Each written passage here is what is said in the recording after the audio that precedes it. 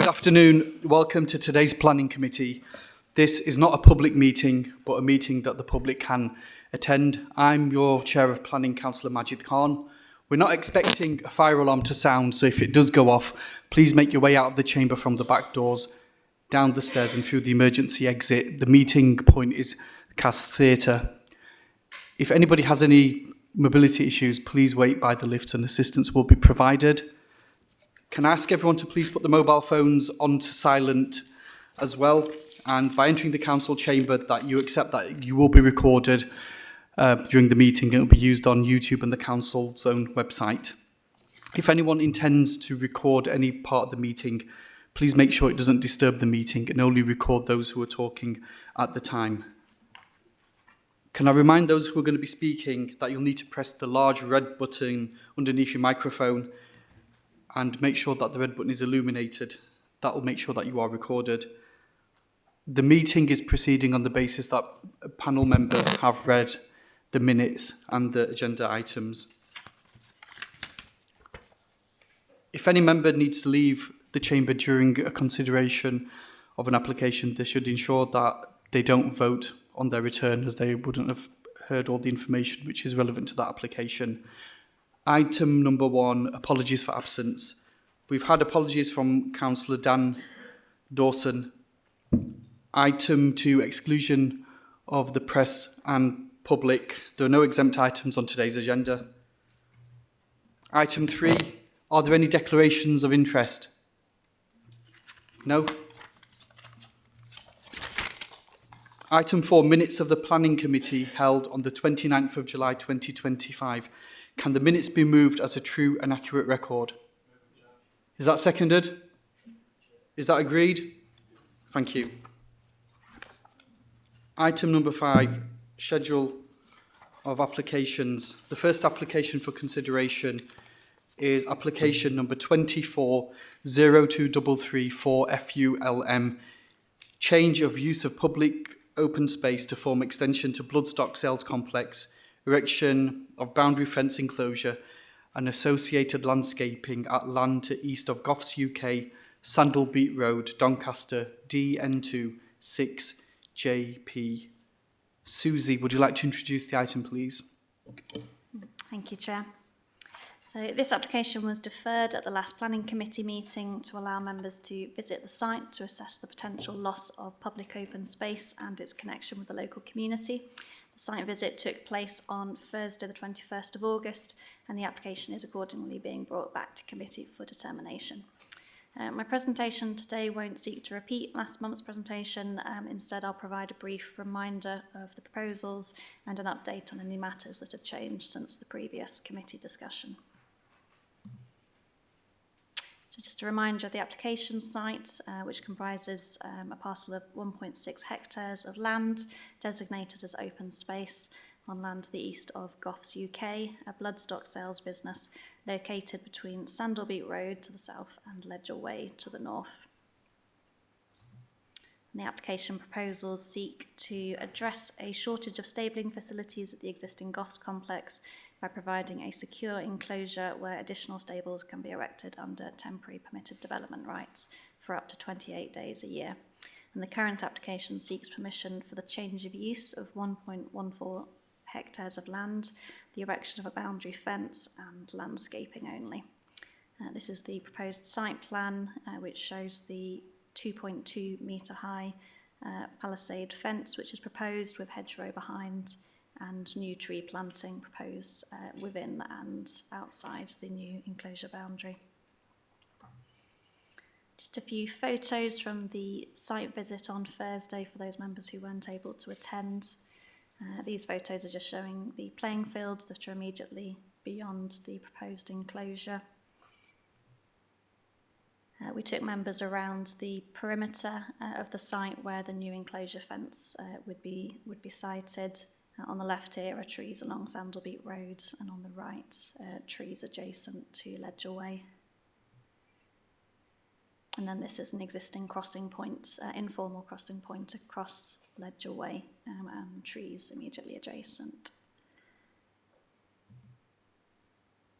So just a few updates. An addendum to the Office Officer's report to the last committee provides an update of most of the changes since the last meeting. This has been supplemented by a pre-committee amendments briefing note.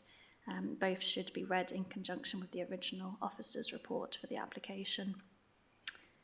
So the applicant has increased their offer of open space compensation by £3,000 to a total of £23,000 for reasons which are set out at paragraphs 2.1 to 2.3 of your addendum report. This is to be used towards open space improvements at the Sandalbeat playing fields and or Sandalbeat Woods. Whilst this is a slight improvement to the compensation officer, overall it would make little material impact to the loss of open space. And at the site visit, members queried whether there really would be room for an additional football pitch to be marked out on the remaining piece of informal open space. And an indicative plan has been provided to show how this could be accommodated between the new enclosure fence and the existing football pitches.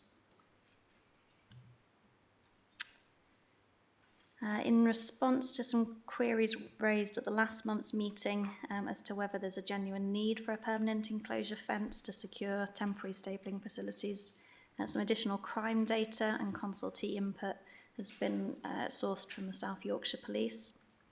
The crime data indicates 4 attempted trespass events into the existing Gough site in the last 5 years, including a time when highly valuable stock was housed at the location.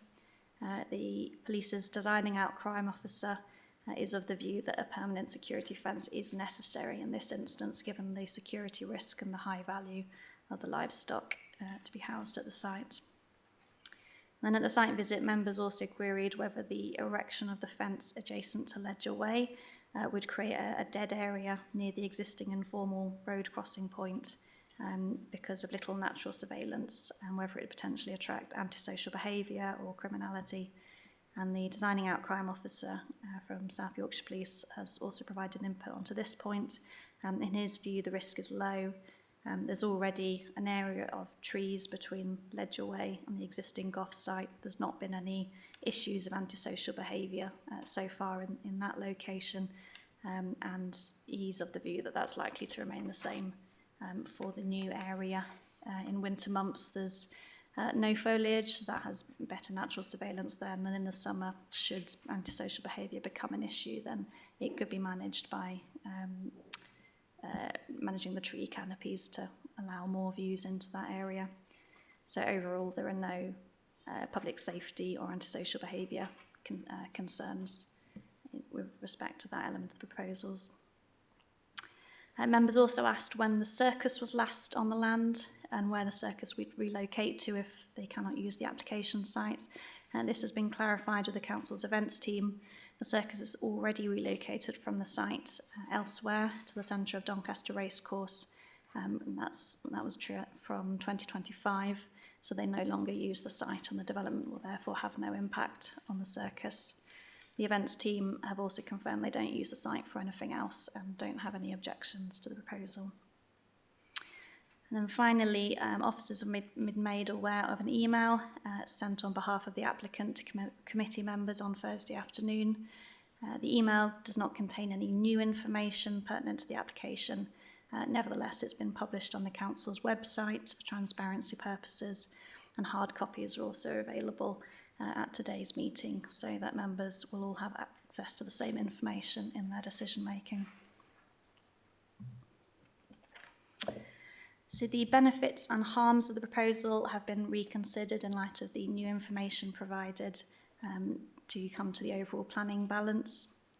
The benefits to the application include economic benefit to the wider Doncaster area, 20% biodiversity net gain, £23,000 towards open space improvements, animal welfare, staff safety benefits, and reduced traffic on Sandalbeat Road because horses will no longer need to be transported between Goughs and the racecourse. Harms include the loss of 1.14 hectares of designated open space and landscape and visual impacts from the proposed new enclosure fencing, which hasn't been fully mitigated by the proposed landscaping, and that is given a minor adverse weight in the balance. Other material considerations are development in the countryside policy area, to which there's no policy objection, and other matters including impact of trees, highways, drainage, residential amenity, are all considered acceptable subject to planning conditions which are listed in the officer's report. Overall, the improved open space compensation offer does not materially change the conclusion that the requirements of Policy 27 and the MPPF have not been fully met in respect to the loss of the open space, and this does still count against the proposal. However, the significant economic benefits to the wider Doncaster area brought through the retention of the existing business are still considered to outweigh these harms, so as to justify a departure from the development plan in this instance. And this is in accordance with paragraph 85 of the National Planning Policy Framework, which says that significant weight should be placed on the need to support economic growth. And so the recommendation remains that permission is granted for the development, subject to conditions and a Section 106 legal agreement to secure the biodiversity net gain enhancements, tree planting costs outside the enclosure, and £23,000 compensation towards loss of open space. Thank you. Oh, sorry, one last thing. Requests to speak.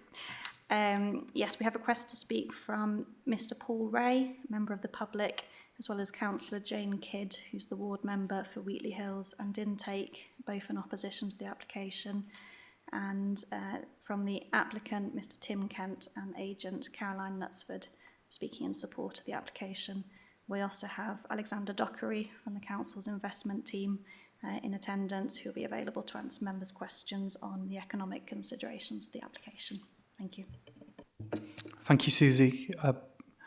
Mr. Ray, would you like to come forward?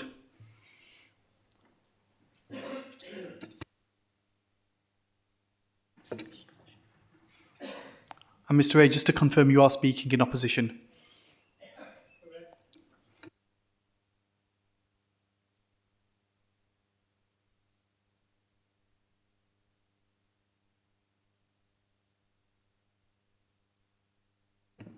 Mr. Ray, I'm sure you're familiar with how this works, but when you press the red button, you've got 5 minutes. I'll give you a 30-second warning when your time's almost up. Ready when you are.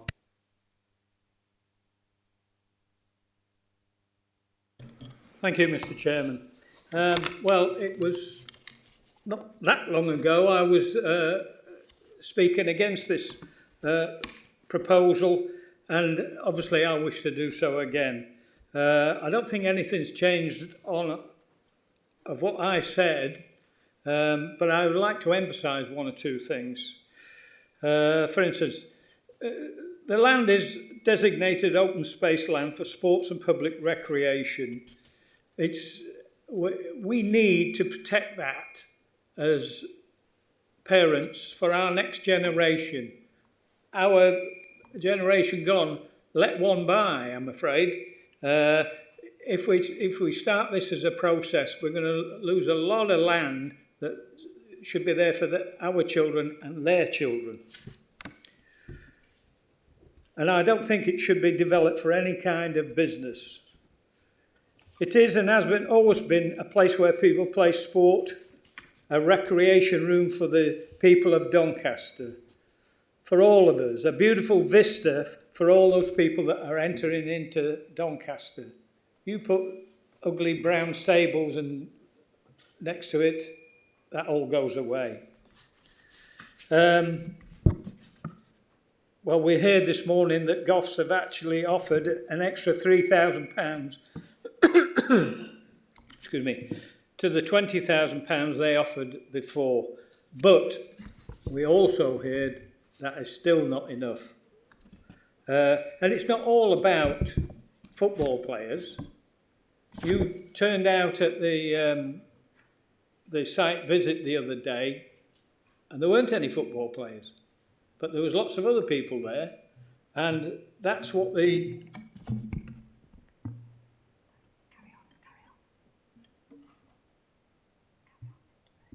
Am I a bit loud? All right.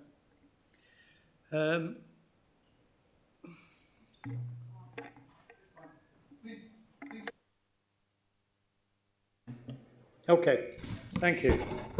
I've got to figure out where I am now.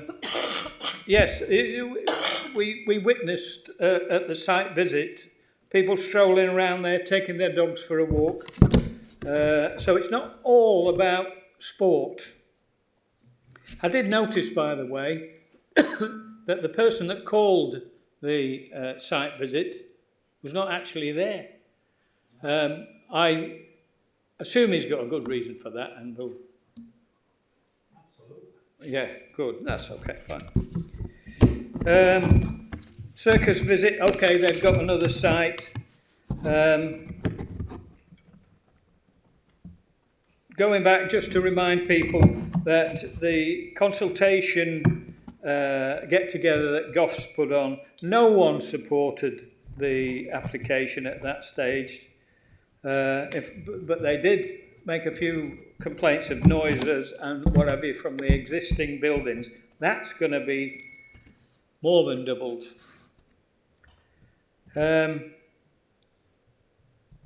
The peppercorn rent that they pay for the site at the moment, I think they're paying a bit more for this other site if they get it, but it's still next to nothing for a massive... You saw at that site visit how big that plot is that they're after.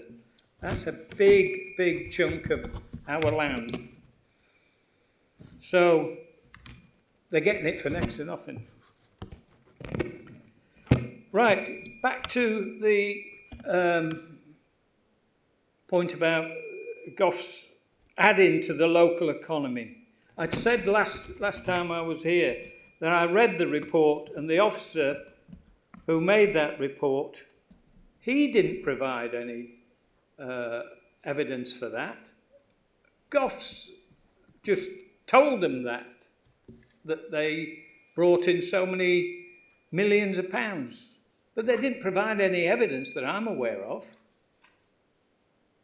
I think we all know the type of people that use the Goffs horse sales are the type of people that fly in, do their business, and fly out or drive out. Mr. A, you've got 30 seconds remaining. Thank you. So they leave the same day. That's not leaving millions of pounds into Doncaster. The land belongs to the people of Doncaster and should remain so. Thank you. Would you mind... Thank you, Mr. A. I'm going to adjourn the meeting for a couple of minutes because we're having some issues with the cameras. If everyone can stay seated where they are.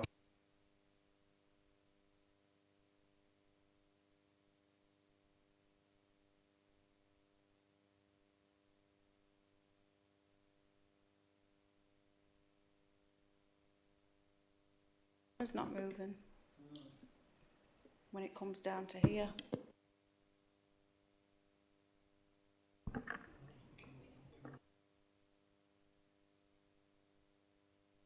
Councillor Kidd, could you try your microphone? No. Oh. Turn yours up, please. Councillor Kidd's is working, isn't it? When she presses her, the camera does come on. Cool. And how about where you are now, Rachel? Is that working?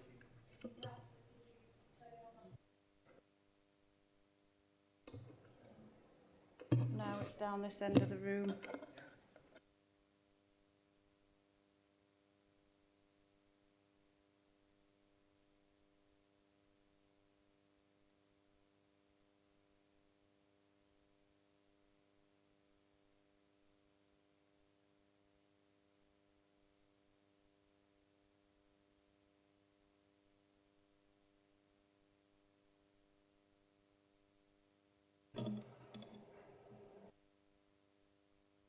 I think what we'll have to do, team, is we'll just have to use the bank where Councillor Kidd is sat and use that one. So, Councillor Kidd, if you don't mind, can I ask you to move temporarily? Because they're the only microphones that are working, so we'll have to just swap around them. You will be, but after Mr. Ray's had a chance to have a question and answer session with... Yeah? Councillor Briggs, can I ask you as well, if you wouldn't mind, if you'd like to move one row behind us somewhere, and I'll call you forward. Apologies, everybody.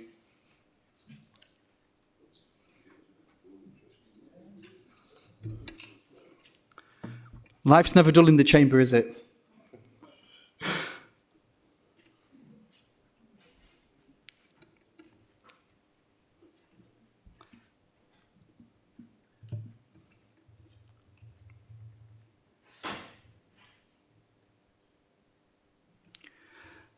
Committee members, do you have any questions for Mr. Ray? No? No questions? Sorry, Mr. Ray, I've made you get up and move for no reason, but thank you for your contribution. Councillor Kidd, would you like to? You can, yeah, thank you. Please do. Councillor Kidd, can I ask you to move forward? And I understand that you're going to be speaking in opposition to the application. Now's your chance to speak to up to 5 minutes. Please press the large red button when you're ready to speak. And again, when you've concluded, I'll let you know when you've got 30 seconds remaining. Thank you. Thank you. First of all, I would like to thank the committee for arranging the site visit, because it did give myself and the 2 new ward members an opportunity to appreciate the size of the land that was being requested. It certainly was bigger than you might have expected from looking at a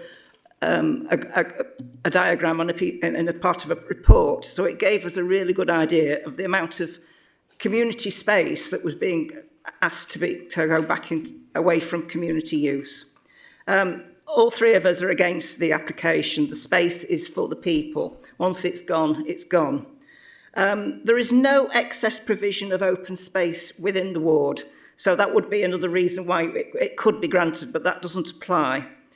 There's a lot of talk about biodiversity and net gain through additional tree planting. In actual fact, that space is open space. It doesn't actually need any more trees. We've got Sandalbeat Woods next door. There are more trees being planted there anyway. So it's not a compensation for a loss of open space. As already been said, the monetary amount of compensation is derisory, really, for losing open space. We would expect the local community to have a lot of compensation for giving up something like that. I don't want to go on about the original building, because that has already got an application, but we don't want unsightly fencing around that area. And I understand that they would propose to plant bushes, but they would take time to come in. I can't see any direct benefit at all to the local area. I presume there may well be 1 or 2 jobs in hospitality, but the problem is we're talking about a business that operates around 28 days in the year, which is an extremely short amount of time. So again, I don't understand how it could possibly generate a huge amount of business and money coming into Doncaster. We're talking about something that would operate for 28 days, but it would remove that piece of land permanently for all of the year. So thank you, committee, yes, and I would like to ask you to reject this application.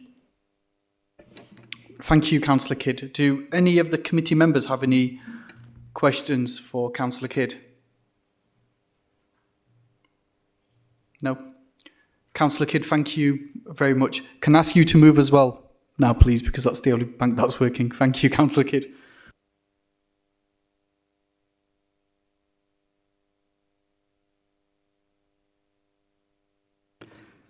I understand that Caroline Knutsford and Tim Kent will be speaking in favour. If you'd like to come forward to where Councillor Kidd was previously seated, to the 2 seats there.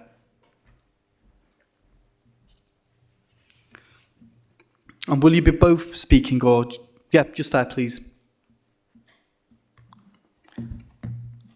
So, Mr. Kent, you'll be speaking, I take it.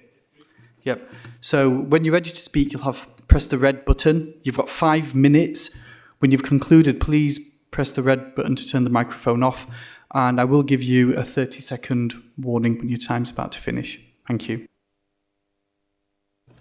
Thank you. And as before, good afternoon, everyone. My name is Tim Kent, Managing Director of Goths UK. And thank you for allowing us to speak again in favour of the support of the application. The proposals before you today are vital to Goff's operational requirements and are needed to ensure that we continue to operate successfully from this Doncaster site.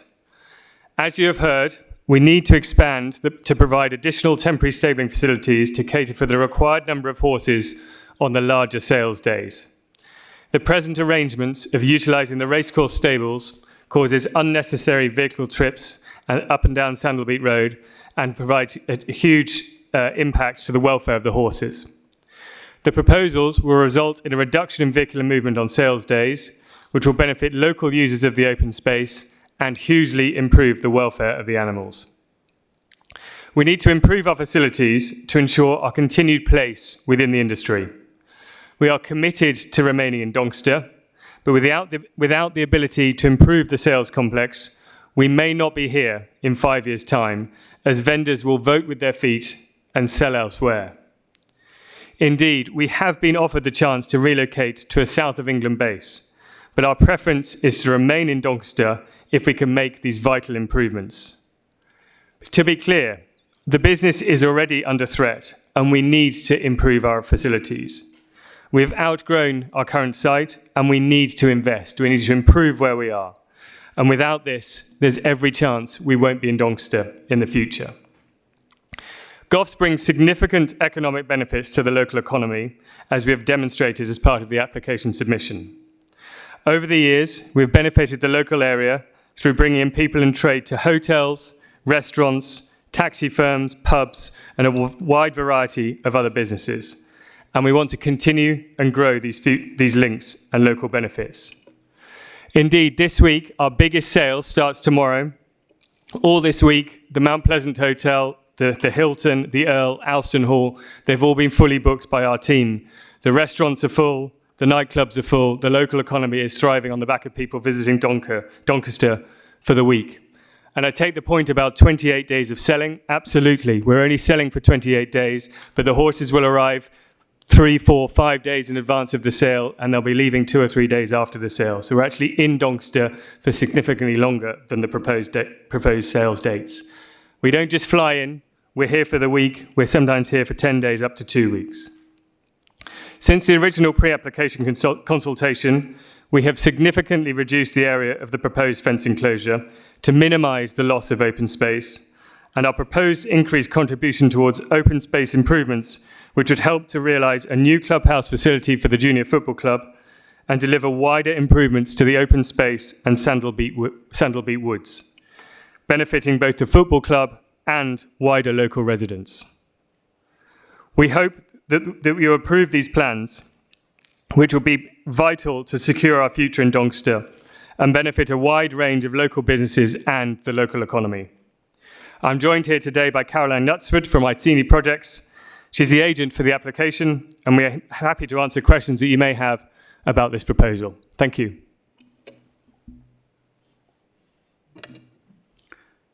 Thank you.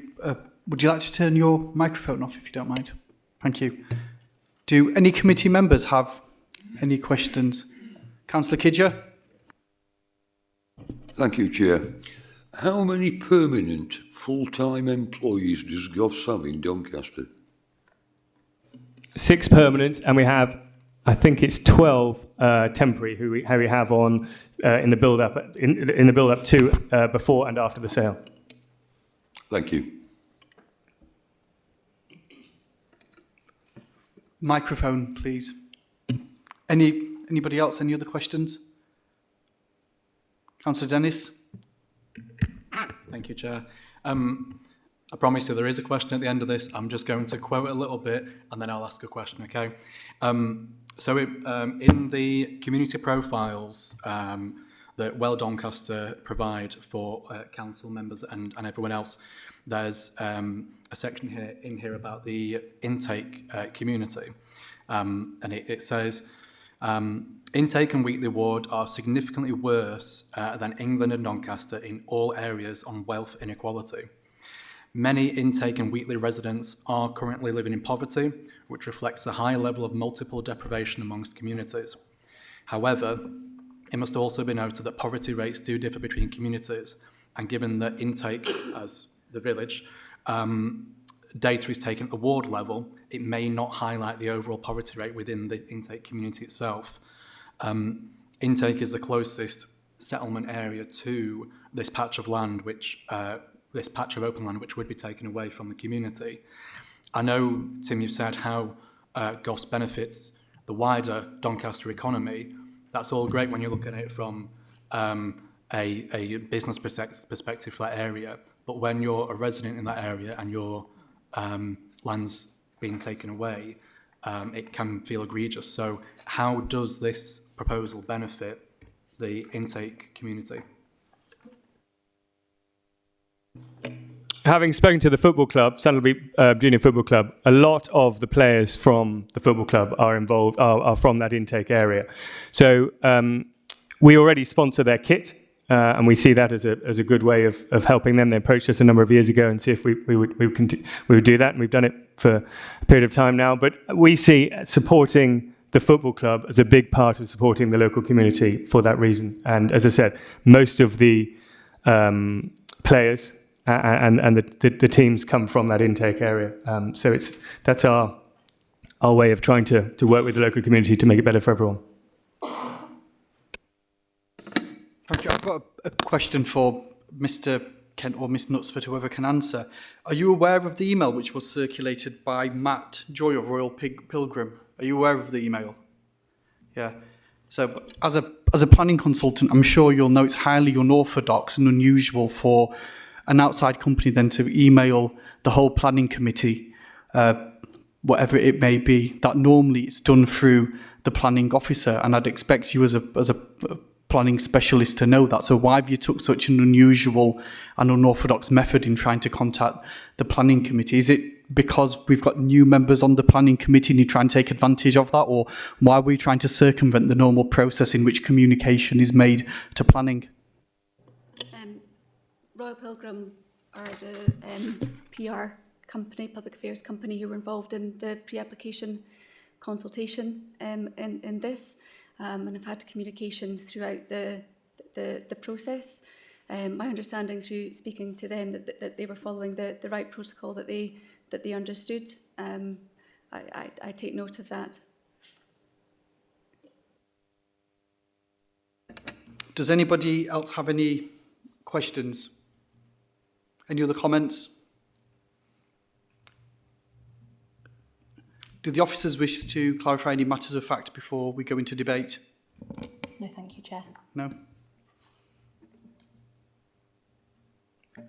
Committee members will now go into debate. Does any member wish to comment on the report or ask the planning officers any questions? Thank you, Chair. Alex, can you provide some information sort of from the council's economic perspective as to how this proposal will impact the Doncaster economy? Thank you, Councillor.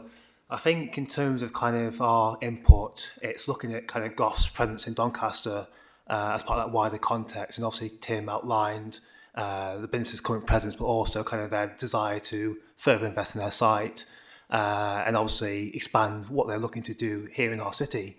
Obviously, from a Doncaster point of view, the Bloodstocks have got a long heritage in Doncaster dating back to the 1960s. And obviously, as a city, we are synonymous with racing. So obviously, there's a lot of prestige that comes with their presence in Doncaster.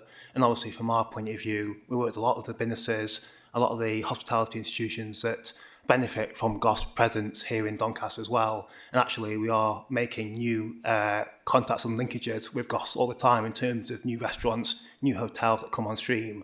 And as you heard from Tim this week, obviously, those hotels and restaurants are benefiting from GOS trade.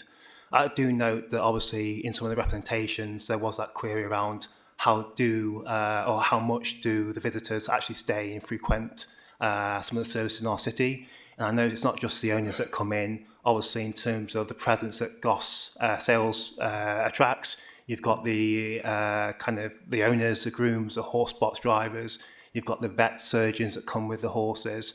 So there's all manner of different services that come with obviously the sales, and obviously that contributes to local spend, to the local economy. Obviously, you would have all seen the analysis that GOS produced in support of the application. We have no reason to question any of that analysis. As I said before, we work with a lot of those businesses that benefit from Goss trade, and we do know that is real benefit. Obviously, we'd like to see Goss continued presence in Doncaster, and we'd like to see further investment from them in actually growing and advancing their facilities. And we do think further investment, that sustained presence would be good for Doncaster from an economic point of view. Thank you, Alex. So what I'm hearing then, and tell me if I'm wrong, is that Business Doncaster and your team haven't done any specific work on this proposal and how much more money this proposal will bring into the city? No, we've not done any independent analysis ourselves of the proposals. From our side, there wasn't really any need to do so, but we do, the information that Goss put together, we do support that, we do see the benefits, and obviously those businesses that Tim has outlined, we work with them on a day-to-day basis. We work with restaurateurs, we work with other hospitality businesses, and they've all cited their the improved boost that Goss has for their custom. So we recognise that and we see it as real. Thank you. If Goss did decide to leave Doncaster for whatever reason in the years to come, do you think it's likely a future horse trader would take on that site, as in the current Goss site? I'm not quite sure, to be honest, Councillor. I mean, I'm not as au fait with the racing industry as obviously Tim is. Obviously, Goss has got sustained presence. It's a well-known heavyweight in the racing industry, and that comes with a lot of kudos as well. So a lot of the trade depends on obviously connections, track record, and obviously any kind of new vendor will need to have that in their pocket. Equally, there's also the kind of contractual relationship with the council that needs to be kind of determined as well, and I can't kind of prejudge that as well. So unfortunately, I wouldn't be able to answer that question with confidence ultimately. Thank you, Alex. And final one for me, this is just a comment. You speak about sort of the heavyweight nature and name that Goss does have. Well, Doncaster and Doncaster Racecourse also has that pedigree, if you will. The start and end of the flat horse racing season. We're celebrating 250 years of St Ledger next year. I obviously can't put it to Goss now, but I'd question whether a company would want to walk away from such a prestigious racecourse and racing event as well going forward. So that's it from me, Chair. Thank you. Councillor Kidger. Yes, thank you, Chair. Would officers like to comment or either confirm or deny that the £23,000 by the 106 agreement, there is no guarantee any of that money would get spent in the local community. The football pitches may be found not to require any improvement, so any ecological improvement will be down to the land bank at Sandwell Beat. Is that correct? That's not quite correct, no. The Section 106 mechanism that's used to secure the compensation monies is worded so that it does need to be spent in the local Sandalbeat playing fields and Sandalbeat Woods area. So it can only be spent in that area according to the requirements of that contract. If the money is not spent for those uses, then it would need to be repaid back to the applicant. However, we've liaised quite extensively with various officers who are responsible for managing that space to try and identify places where it could be spent. So if for whatever reason it can't be spent on improving the adjacent football pitches, then it can be spent on other improvements such as towards the playground or the woods or bins, benches, etc. So there will be ways to spend it within the confines of the Sandalbeat playing fields and Sandalbeat Woods and a parameter. Right, okay. So there may be no improvement of the football pitches. There might be, but there may not be. And that money could go to Sandwell Beat, which wouldn't necessarily be of benefit to the local community. I'm not saying that will happen, but that could happen, am I correct? It could happen. The priority, the reason the money has been, well, one of the targets of the money is towards improving the adjacent playing fields. There are logistical and practical questions over whether or not that can be done. One of the aspirations of the football club is to create a kind of clubhouse facility. Now that's dependent on things like match funding, separate planning permissions granted to create that facility. So we wouldn't want to be in the situation where if one of those constraints meant we couldn't provide that facility, that we'd have to give the money back. Now, and similarly, money's also been offered towards the reseeding of the pitches, while other funding has been sourced for that. So yes, I mean, ideally the money would be spent towards the football pitches, but if that's not possible for reasons that aren't in our control, it could still benefit the local community in that immediate area. And one final point, what consideration was given, if any, to the informal footpath down by the side of Goffs? I know it's not a right of way, but it is used as such by the local community. As you say, it's not a formal right of way. It's an informal point only. It speaks to the value of that particular piece of open space land for the local community, which has been taken into account in the wider sort of assessment. There would still be room for people to use that point and then walk around the enclosure, albeit they couldn't walk directly across the space. Okay, thank you very much. Councillor Cox. Thank you. How long would this lease agreement stand for? I'm not aware of the terms. Alex, would you know? No. No, I don't know. The contractual relationship between Goss is with our assets team that hold that relationship. Yes, the application is for a permanent change of use of the land. The policy designation would remain the same until, it could be changed under a local plan review, but is there anything else that's worth adding? So really, potentially, we could be giving away a section of Doncaster, quite a large piece, for £23,000 for Heather. That's correct, isn't it? It's not a direct monetary exchange, but it could be a permanent loss of the use.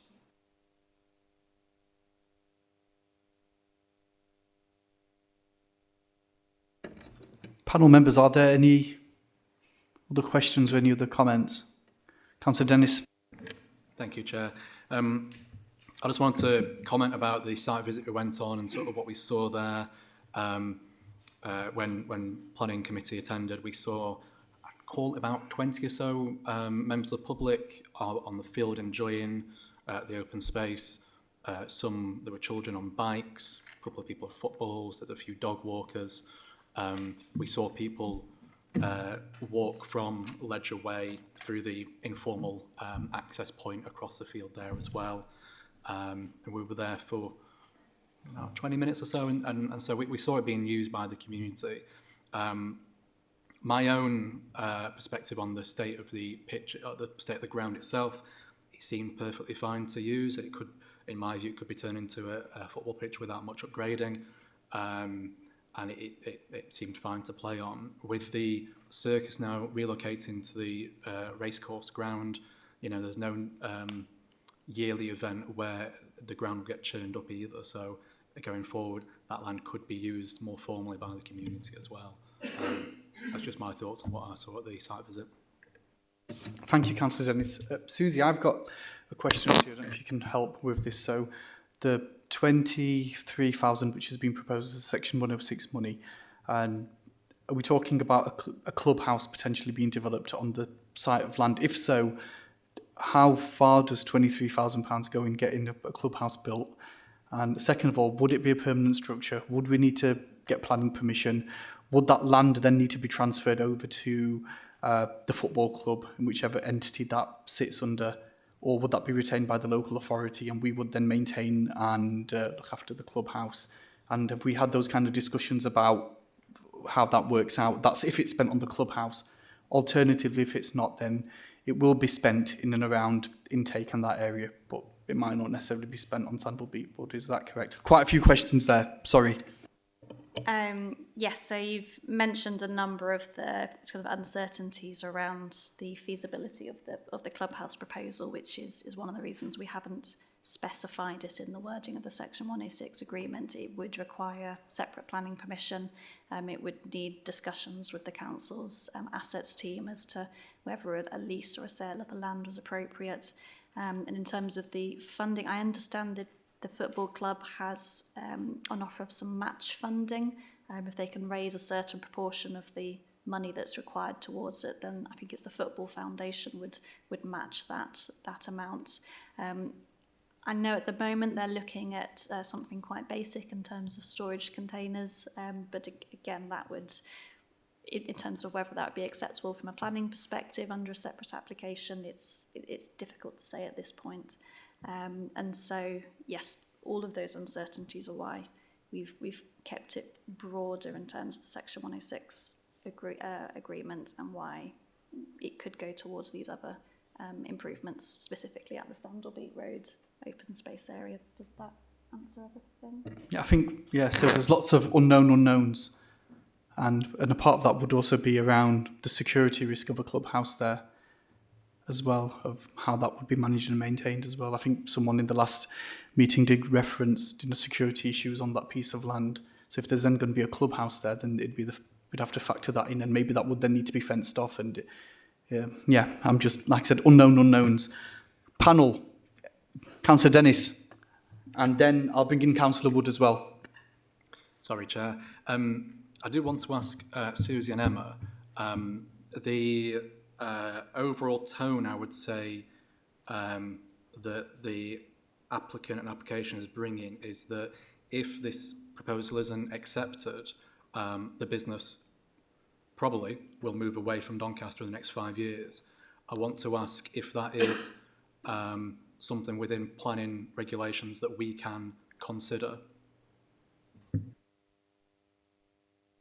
I mean, yes, it is an economic consideration, and economic considerations are material to the planning assessment. I mean, obviously, it's not a guarantee that it would move away, but you've heard from the applicant that they consider that is likely, and so the consequences for the Doncaster economy are something that we do take into consideration.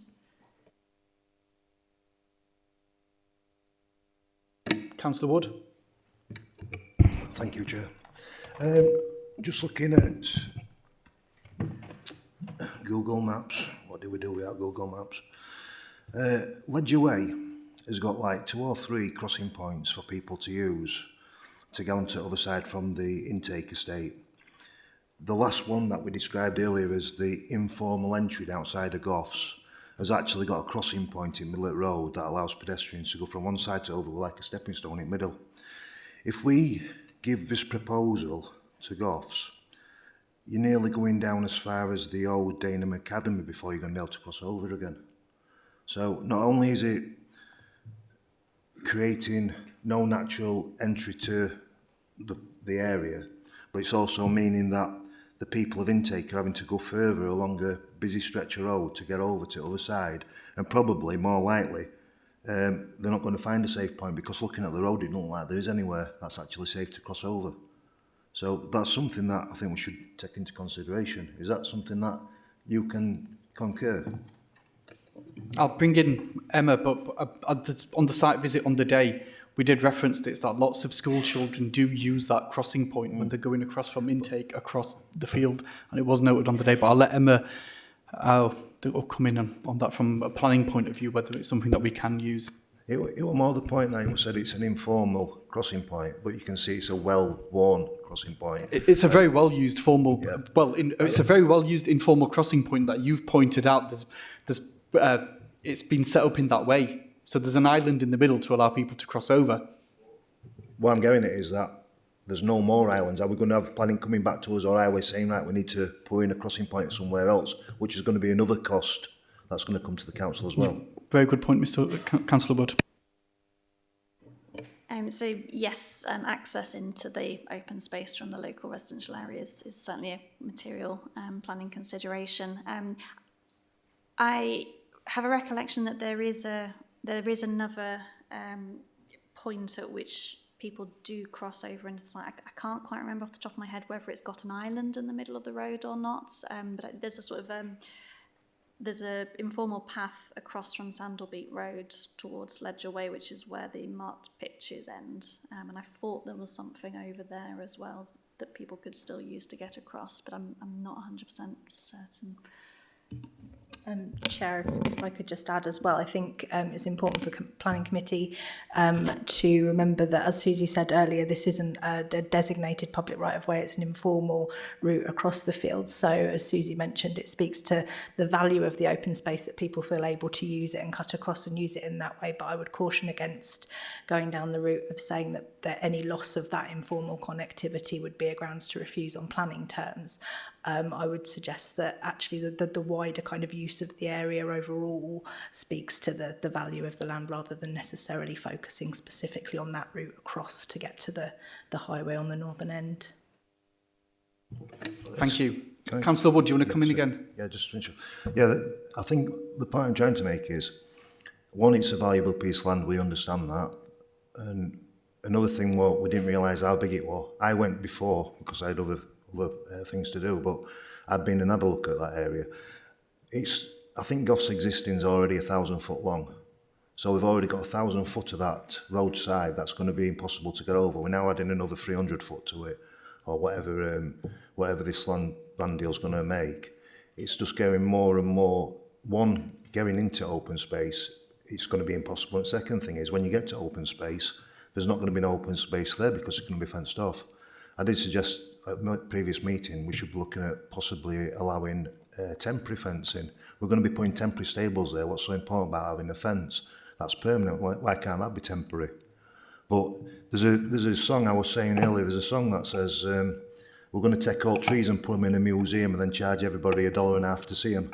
Do you not think that's what Doncaster's becoming now? Because every time anything happens, we say, oh, don't worry, we'll plant some more trees. Panel members, do we have any other questions or any other comments? Councillor Anderson? Just one, Chair, just on the limited access, you know, when this is done. So would Street Scene be able to get all their equipment on to cut the grass, and would that not add additional costs? Yeah, they would be able to access it. That was one of the things that we checked, and Street Scene have commented to that effect. Yeah, they would be able to.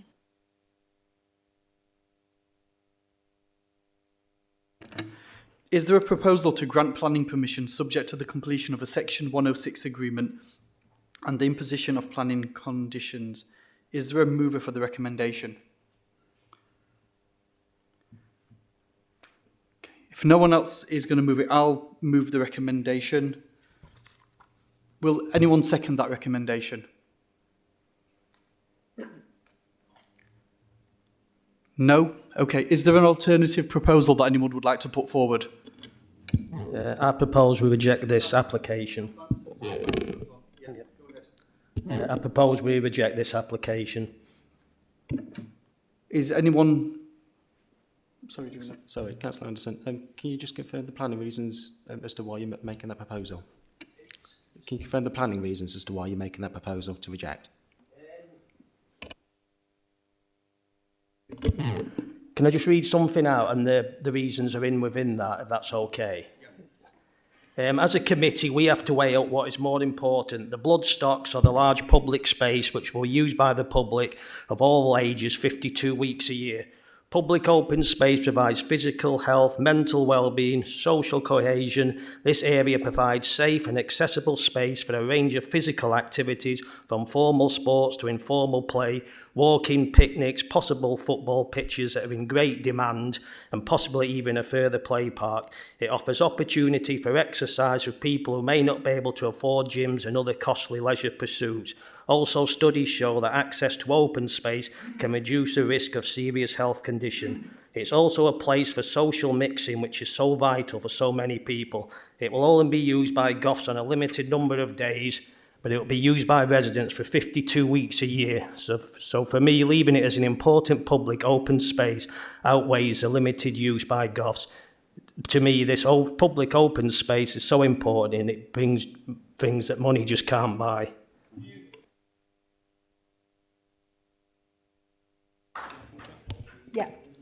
Just to put that into some more planning speak to assist councillors in coming to their view. So the policy framework that we'll be looking at in respect of the matters that Councillor Anderson has put forward are around policy 27 of the local plan, which you'll have in your papers, and paragraph 104 of the National Planning Policy Framework.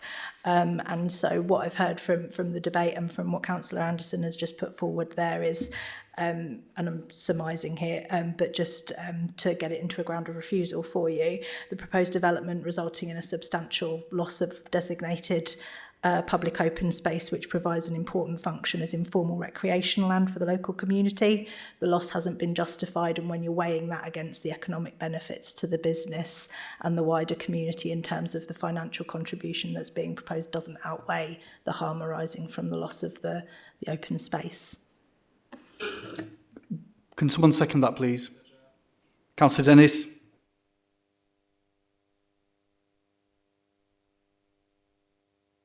So that's seconded by Councillor Dennis. Can we please have a vote on the motion which has been proposed by Councillor Anderson and seconded by Councillor Dennis? All in favour of the motion put forward to refuse planning application, please raise your hands. Keep your hands in the air.